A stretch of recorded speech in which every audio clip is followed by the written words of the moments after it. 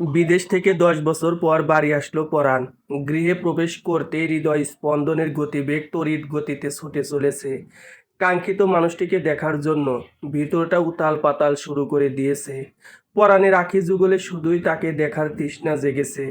মানুষটা কি জানে না পরাণ তাকে দেখার জন্য কতটা ছটফট করছে?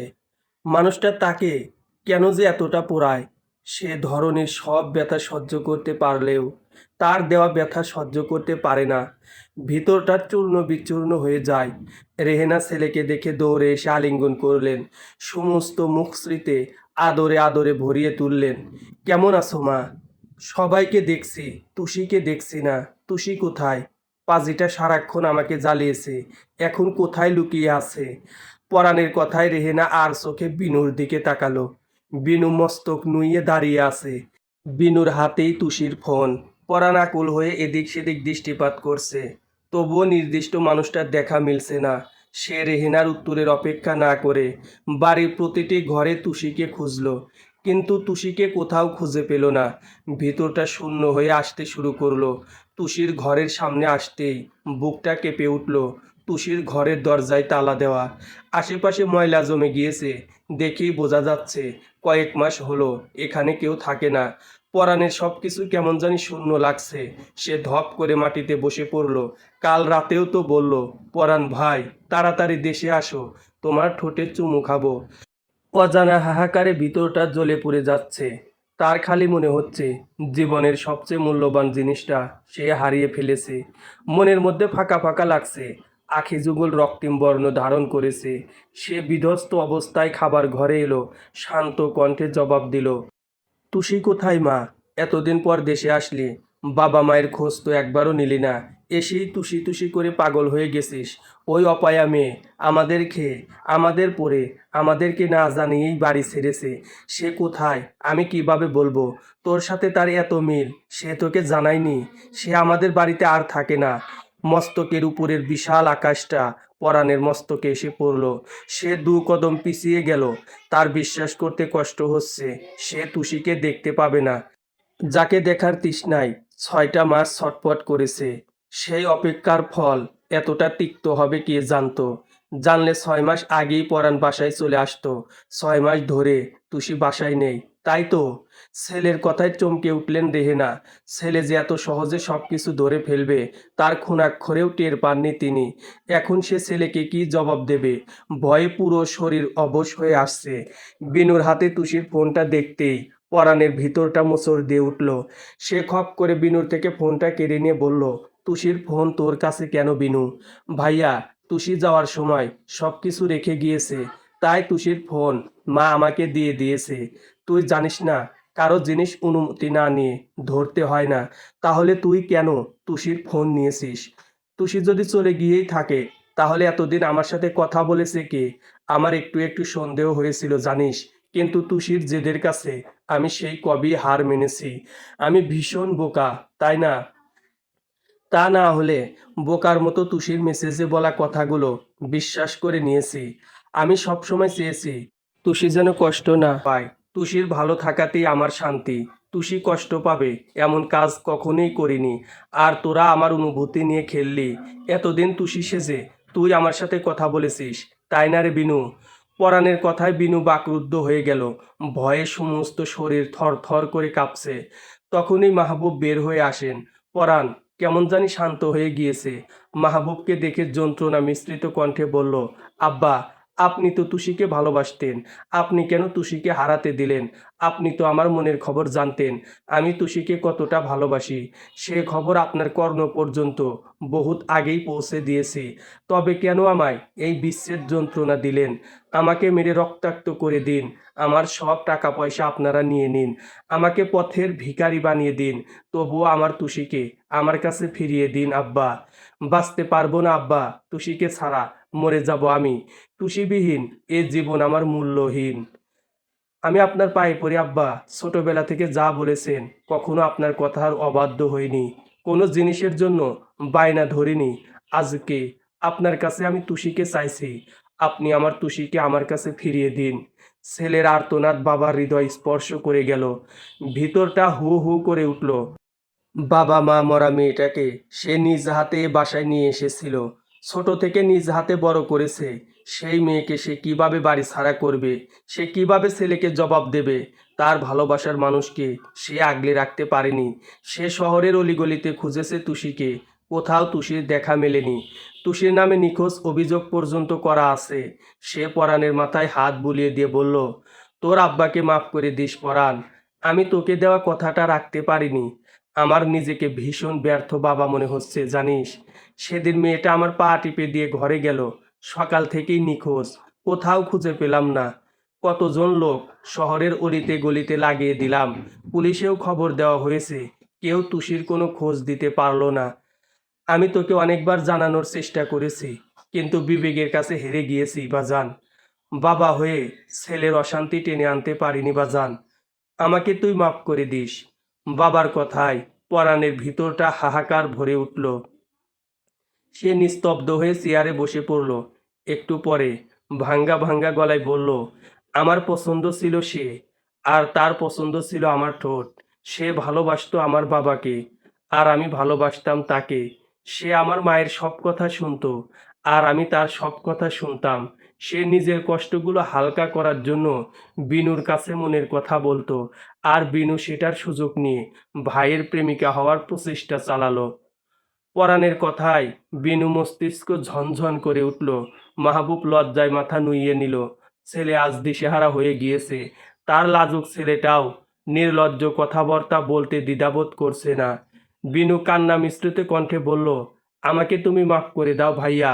আমি তোমার সাথে এমন করতে চাইনি, আর মেসেজগুলোও আমি করিনি। মা আমার থেকে সব কিছু শুনে মা তোমার সাথে মেসেজ করেছে। মা যখন কাজ করেছে তখন আমাকে দিয়ে তোমাকে মেসেজ দেওয়াইছে। বিনুর কথায় রেহেনা হুঙ্কার দিয়ে বলল, দিয়েছি, বেশ করেছি। ওই 2 টাকার মেয়ের জন্য পরাণ এখন আমাকে খুন করবে নাকি? বাহিরের মেয়ের জন্য সে যদি আমাকে খুন করতে পারে, তাহলে আমি ছেলের হাতে খুন হতে রাজি আছি।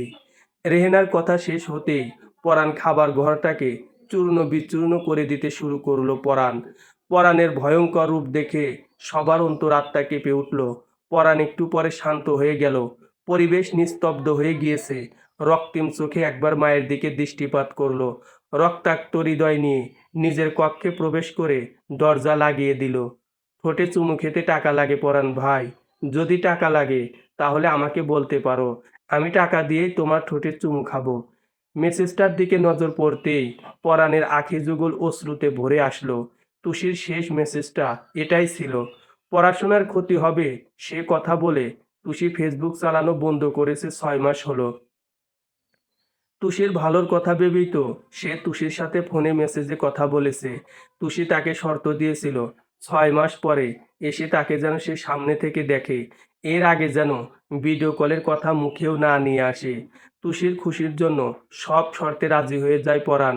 প্রিয় মানুষটার সাথে রোজ নিয়ম করে কথা বলতে পারছে, এটাই তার কাছে অনেক ছিল। কিন্তু সে কি জানতো এই ভালোবাসার পিছনে নিকৃষ্ট রহস্য লুকিয়েছিল। পরাণের আখি যুগল ঝাপসা হয়ে আসতে শুরু করলো। কয়েক ফোঁটা অশ্রু ফোনের স্ক্রিনে পড়লো। পরাণ ফোনটা মুছে উপরের দিকে যেতে থাকলো। একটু উপরে গিয়ে থামলো। ঝাপসা চোখে পড়তে লাগলো। তাতে লেখা আছে, তোমার ঠোঁটের অনেক যত্ন নিবে পরাণ ভাই। কেন? কারণ আমি তোমার ঠোঁটে চুমু খাবো, তাই। আমার ঠোঁট কি তোর বাপদাদার সম্পত্তি, যে তুই আমার ঠোঁটের উপরে এত অধিকার দেখাস? ওটা নামই তোমার ঠোঁট, কিন্তু কাজে ওটা আসলে আমার জিনিস। ওখানে চুমু খাওয়ার অধিকার শুধু আমারই আছে, বুঝেছো? তুমি তো জানো টুসি তার জিনিস কতটা যত্ন করে রাখে। তুমি টুসির জিনিস যত্ন করে রাখবে, নিয়মিত ঠোঁটের যত্ন নিবে। আমার থেকে তোমার ঠোঁট বেশি সুন্দর বলে ভাব নেওয়ার কিছু নেই, কারণ তোমার মানেই আমার। আমি সিগারেট খেয়ে আমার ঠোঁট দুটো কালো কুচকুচে বানিয়ে ফেলবো, তখন বেশি করে চুমু খাস।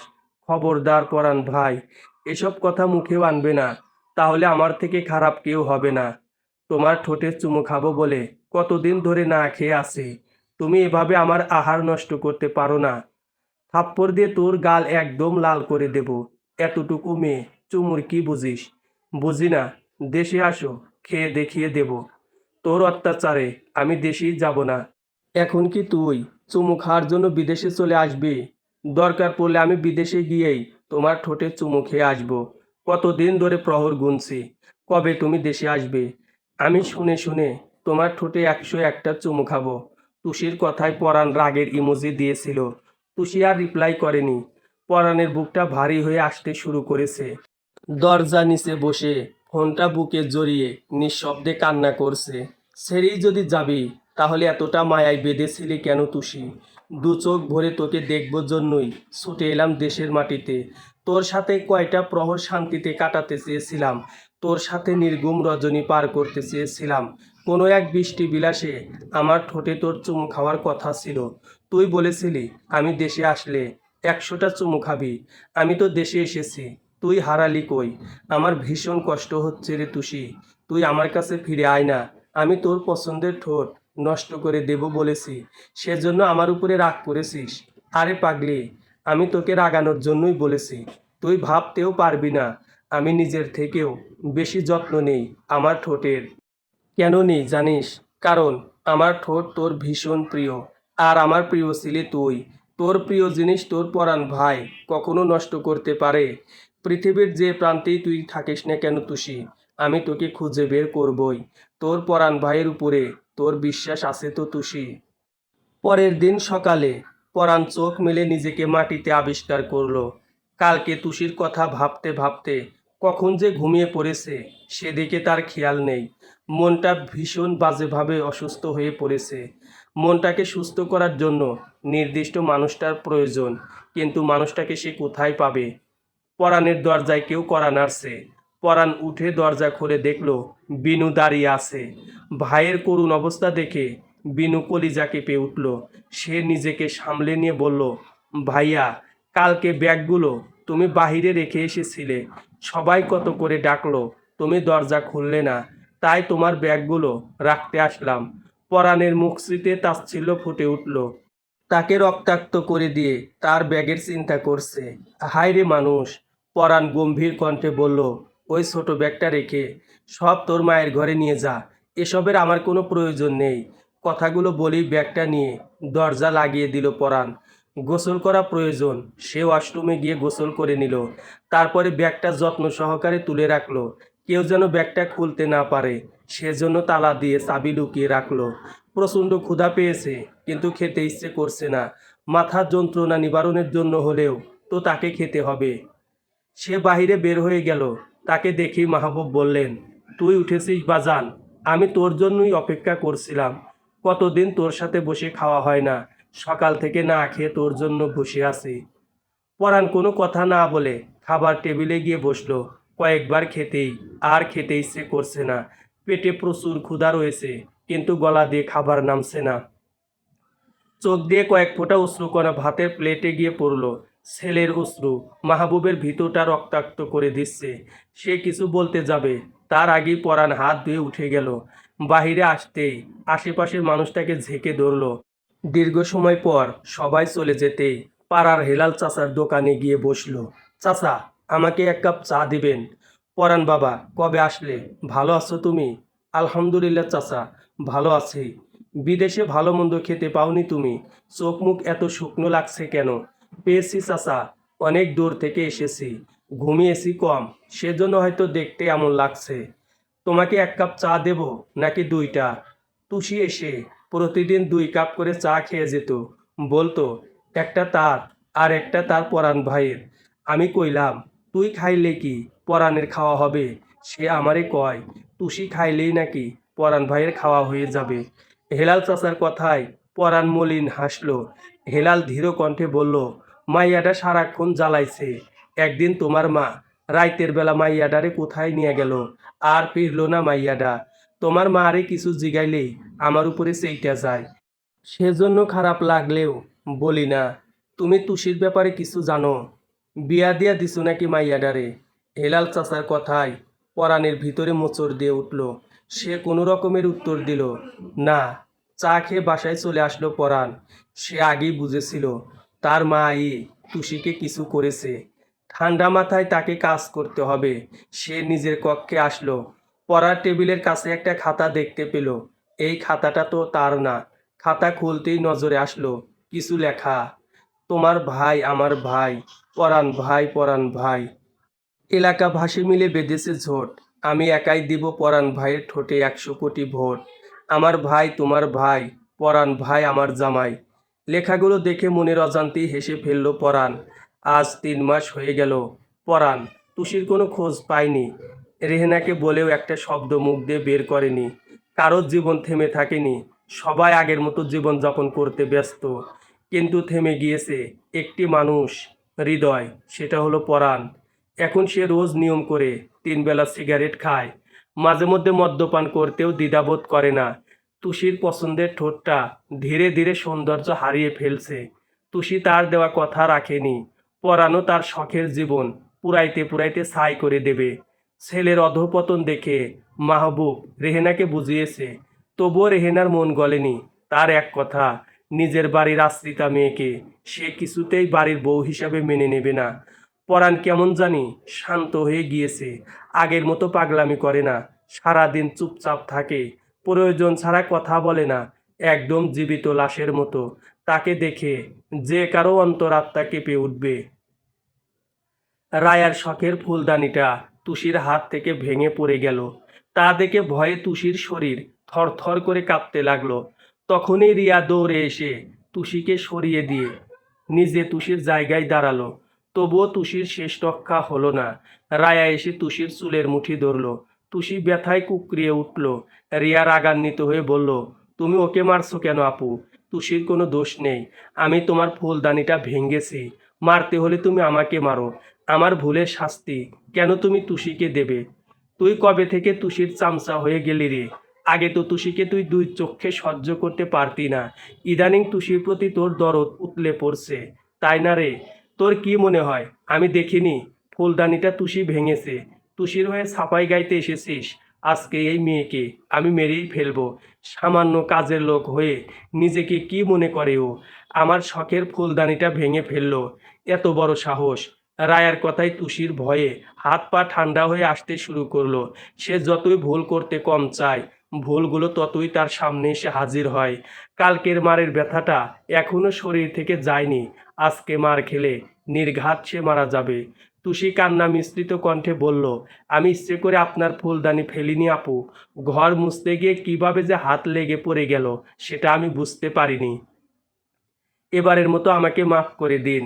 আমি এরপর থেকে আরও সতর্ক হয়ে কাজ করব। তখনই রেনু এসে তুষির গালে থাপ্পড় বসিয়ে দিল।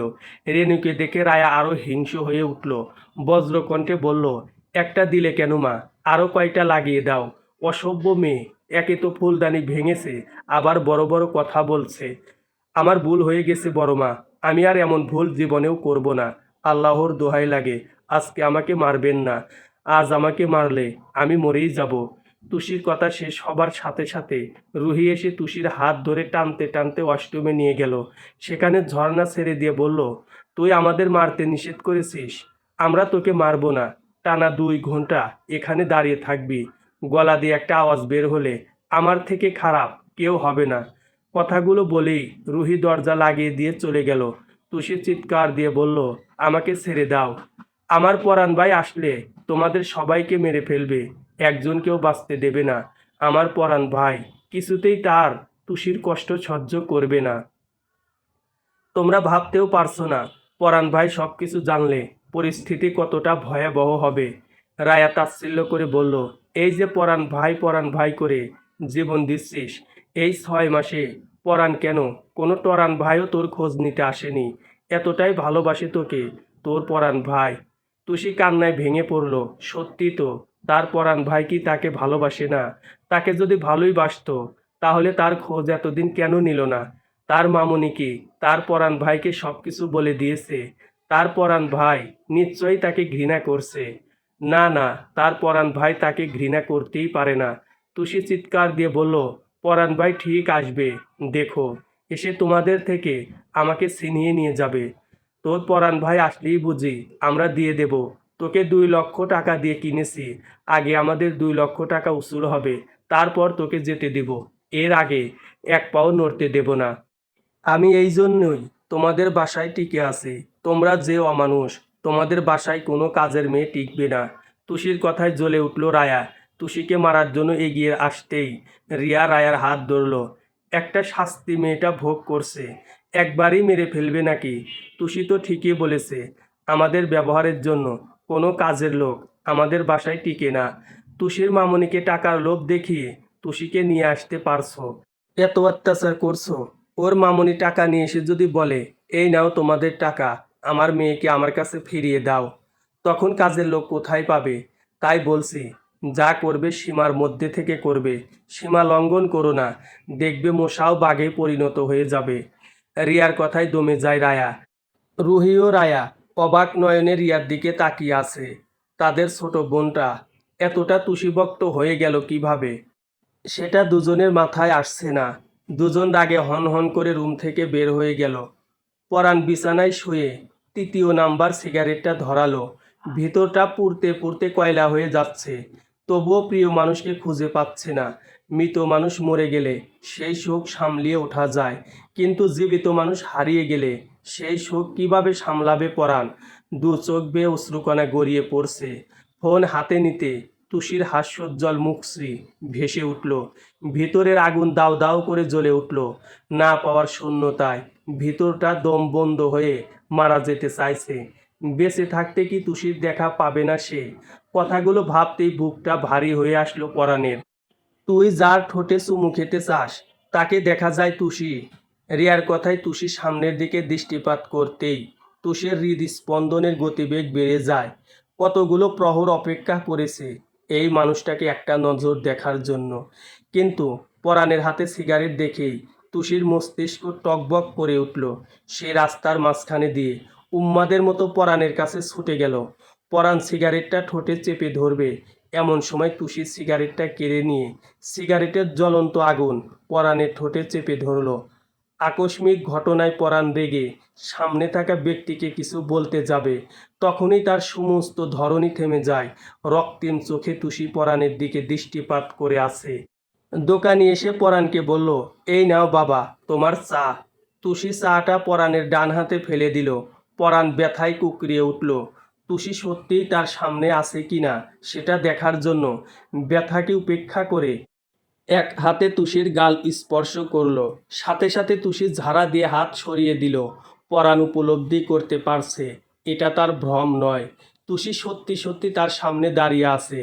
পরাণের আখি যুগল টলমল করছে। গভীর আলিঙ্গনে টুসিকে ছুঁয়ে দিতে ইচ্ছে করছে, কিন্তু টুসিকে ছুঁয়ে দেওয়ার অধিকার এখনো তার হয়নি। আবেগকে নিয়ন্ত্রণ করতে হবে।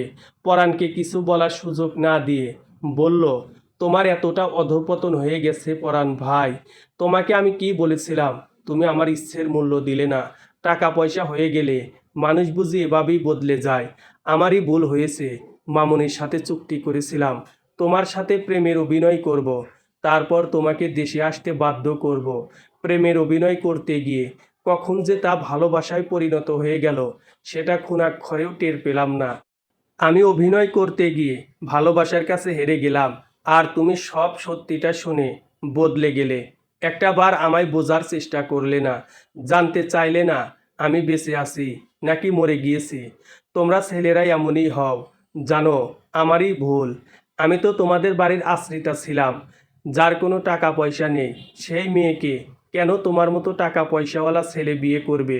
তোমাকে বলেছিলাম, আমি তোমার হই বা না হই, তুমি তোমার ঠোঁটটাকে আগলে রেখো, সেটা আমার ভীষণ প্রিয়। কিন্তু তুমি কি করলে? নিকোটিন দিয়ে ঠোঁটটাকে ধ্বংস করে দিচ্ছ। আমি ভুল কিছু বলে থাকলে মাফ করে দেবে। আমি তো আর তোমার বউ না যে তোমার উপরে এত অধিকার দেখাবো। এখনো ঠোঁটটা সতেজ আছে, নষ্ট হতে দিও না।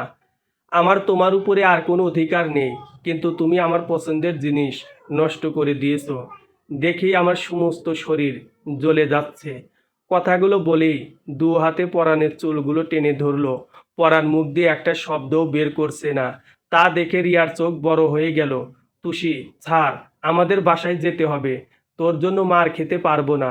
রিয়ার কথায় পরাণ টুসির হাত নিজের হাতের মধ্যে পুরে নিল। রাগান্বিত হয়ে বলল, আমার টুসি আপনার সাথে যাবে না। আমি কেন যাব না? তোমার মা আমাকে 2 লক্ষ টাকা দিয়ে তাদের বাড়ির কাজের লোক হিসাবে বেচে দিয়েছে। তাদের টাকা এতটা সস্তা হয়ে গিয়েছে নাকি আমি তোমার সাথে যাব না? আমার তুষিও এতটা সস্তা হয়ে যায়নি।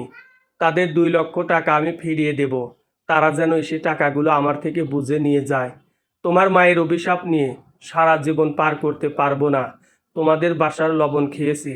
তোমার মাকে কষ্ট দিয়ে ওই বাড়িতে ফিরে যেতে চাই না।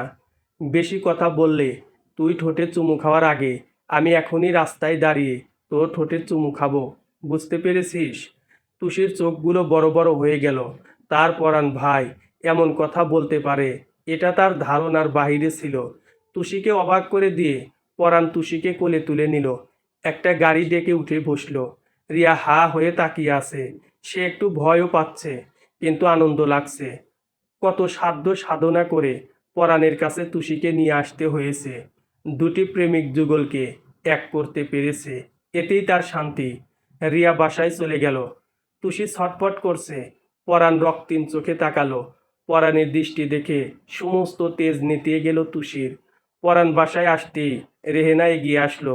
তুষি, তুই আমাকে মাফ করে দিস। আমার জন্য আমার ছেলেটা অনেক কষ্ট পেয়েছে। আমি বুঝেছি তুই আমার ছেলের সুখ শান্তি। আমি চাই তুই আমার ছেলেকে আগের মতো করে দে। আমার ছেলের বউ হবি তুষি। এমন আদুরে কথায় তুষির ভীষণ কান্না পেল। সে মাথা নুইয়ে কান্না করছে। রেহেনা তুষিকে বুকে আগলে নিয়ে বলল, আমি আমার ভুল বুঝতে পেরেছি। তোকে অনেক খুঁজেছি, কিন্তু কোথাও পাইনি। তুষি নাক টেনে বলল, ওরা বাসা বদলেছে মামুনি। আমি তোকে পরাণের বউ বানাতে চাই। তুই আমার ছেলের বউ হবি। তুমি মন থেকে বললে হব। বিকেলেই ঘরোয়াভাবে তোদের বিয়ে হবে। এখন গিয়ে বিশ্রাম কর। আমি তাদের টাকা তাদের ফিরিয়ে দিয়ে এসেছি। রিয়া আমাকে সাহায্য না করলে এত কিছু করতে পারতাম না। তুষি মনে মনে রিয়াকে কৃতজ্ঞতা প্রকাশ করলো। পরাণ বিদেশ থেকে তুষির জন্য লাল টুকটুকে শাড়ি নিয়ে এসেছিল, সাথে অনেকগুলো গহনা। সেগুলো পরেই তুষি কবুল বলে পরাণকে নিজের স্বামী হিসেবে গ্রহণ করলো। বাড়িতে আজ আনন্দের মেলা বসেছে। বিনিও তুষির থেকে মাপ চেয়েছে। মাপ করাতেও অদ্ভুত এক শান্তি আছে, যে শান্তি তুষি অনুভব করতে পারছে। সময়ের সাথে রাত গভীর হতে শুরু করেছে। তুষিকে পরাণের ঘরে বসিয়ে দেওয়া হয়েছে। রাত 12টায় পরাণ নিজের ঘরে আসলো। তুষির পাশে বসে বলল, আমাকে যে এত এত কষ্ট দিলে, এখন তোর কি শাস্তি হওয়া উচিত বল। ভেবেছি এসেই তোকে দেখব, আমার ঘরের বউ বানাবো। তুই আমার ঠোঁটে চুমু খাবি। সব কিছু এক নিমিষেই জ্বালিয়ে পুড়িয়ে ছারখার করে দিলি। তুষি কোনো কথা না বলে রাগান্বিত হয়ে শুয়ে পড়ল। পরাণ বিছানায় উঠে বসল। তুষির হাতে হাত রাখতেই তুষি হাত সরিয়ে দিল। পরাণ তুষিকে টেনে তুলল। তুষি হাত সরাতে গিয়ে আচমকা পরাণের গালে থাপ্পড় বসে গেল। আকস্মিক ঘটনায় তুষি চোখ বড় বড় করে পরাণের দিকে দৃষ্টিপাত করল। পরাণ অভিমানী দৃষ্টিতে তাকিয়ে আছে তুষির দিকে। সে নিজ থেকে হাত সরিয়ে নিল। তারপরে নিঃশব্দে শুয়ে পড়ল। তুষির ভিতরে ঝড় বয়ে যাচ্ছে। সে কিভাবে তার পরাণ ভাইকে আঘাত করলো। মরে যেতে ইচ্ছে করছে তার। সেও পরাণের বিপরীতে পাশে শুয়ে পড়ল। একটু পরে আদুরে বিড়ালের মতো পরাণকে জড়িয়ে ধরে নিঃশব্দে কান্না করতে লাগলো। পরাণ হাত সরিয়ে দিতে চাইলে তুষি আরো শক্ত করে আঁকড়ে ধরল। পরাণ বিরক্ত হয়ে বলল, এতক্ষণ আঘাত দিয়ে মরা কান্না জুড়েছিস। জানিস না তোর কষ্ট আমার সহ্য হয় না। আমি ভিতর থেকে শেষ হয়ে যাই। আমাকে মাফ করে দাও পরাণ ভাই। আমি তোমাকে মারতে চাইনি। তুমি সিগারেট খাও, এটা আমি মেনেই নিতে পারিনি। কেন জানি খুব রাগ হচ্ছে, সাথে বিরক্ত হচ্ছি। চুমু খাওয়ার মানুষ না থাকলে সিগারেট খেয়েই শান্ত থাকতে হয়। তাহলে আমি কি মরে গিয়েছি? কালকেই চলে যাব। তুমি আর আমাকে আগের মতো ভালোবাসো না। কথাগুলো বলেই তুষি সরে যাচ্ছিল। পরাণ তড়িৎ গতিতে সামনের দিকে ঘুরে তুষিকে বুকের সাথে মিলিয়ে নিল। তুই নিয়মিত চুমু খেলে আর সিগারেট খাবো না। যে ঠোঁটে সিগারেট খেয়েছে সেই ঠোঁটে আমি জীবনেও চুমু খাবো না। চুমুর লোভ দেখিয়ে আমাকে বিদেশ থেকে দেশে নিয়ে এসেছিস, আমি তো চুমু খাবই। কথাগুলো বলেই তুষির ঠোঁটে ঠোঁট ডুবিয়ে দিল পরাণ। তোকে অনেক ভালোবাসি তুষি। তুই আমায় রেখে চলে গেলে আমার মৃত্যু নিশ্চিত। বাঁচতে পারবো না। যে ঠোঁটে তোর ছোঁয়া পেয়েছি সেই ঠোঁটে আর কোনোদিন মাদক উঠবে না, কথা দিলাম। তুই শুধু আমাকে ছেড়ে যাস না। আমি ছেড়েও যাব না। সিগারেটও খেতে দেব না। তোমার ঠোঁট শুধু আমার, চুমুও শুধু আমি খাবো। কথাগুলো বলেই পরাণের ঠোঁটে চুমু খেলো। পরাণ তুষিকে নিজের বুকের মধ্যে শক্ত করে জড়িয়ে ধরলো। কত সাধ্য সাধনা করে দুটি প্রেমিক হৃদয় এক হলো। সেখানে আছে শুধু ভালোবাসা আর ভালোবাসা। তাদের ভালোবাসা দেখে চন্দ্রও লজ্জায় মুখ লুকিয়ে ফেলল। সমাপ্ত।